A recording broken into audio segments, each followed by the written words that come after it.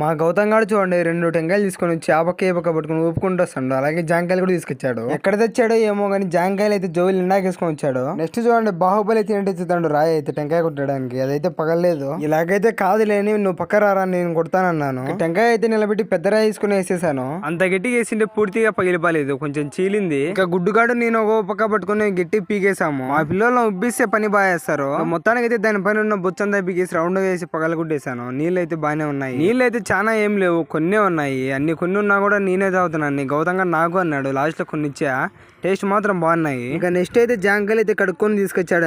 అన్ని చిన్నకాయలు పిక్కొచ్చాడు. నేనైతే కొంచెం సైజు ఉన్నది తీసుకున్నాను. ఈ కాయలు అయితే ఎర్రజాంకాయలు అంట. మీకు ఎర్రజాంకాయలు ఇష్టమో మామూలు జాంకాయలు ఇష్టమో కామెంట్ చేసేయండి. జామకాయలు చిన్నగా ఉన్నా కూడా భలే ఎర్రగా ఉన్నాయి, టేస్ట్ కూడా బాగున్నాయి.